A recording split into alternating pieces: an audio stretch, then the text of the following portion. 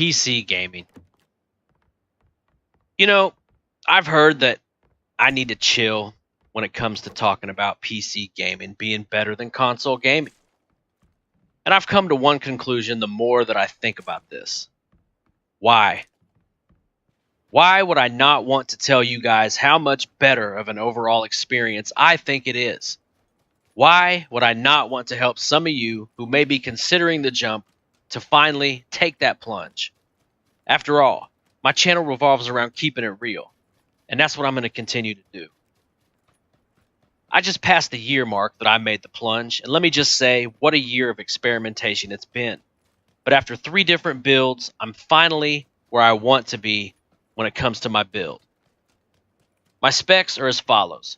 I have a Ryzen 1600X processor, a GTX 1070 for the win GPU, 16 gigabytes of Corsair Vengeance DDR4 RAM clocked at 3200 megahertz, an MSI B350 Tomahawk motherboard, an OCZ Tryon 128 gigabyte SSD, and a 1 terabyte Western Digital Blue 7200 RPM hard drive, all tucked inside an NZXT S340 case powered by an EVGA Supernova at 750 watts. The CPU is also cooled by a Corsair H60 liquid cooler. Let's start with the ease of use argument. Have I had headaches? Yes.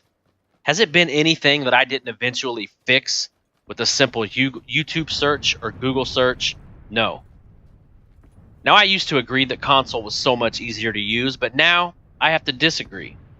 Slap your operating system on an SSD, turn on your PC, and within a few seconds, you are signed in and ready to go. If you're like me and you have your desktop organized, you click on the client you want to use, open it up, open your game, and boom, you're in there. My biggest gripe used to be chat quality. But with apps like Discord, Skype, and Xbox, chat couldn't be easier.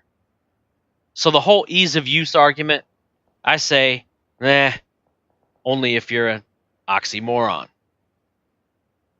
Let's talk about playing online. It's free, but the community are whack jobs. Next topic. Graphics.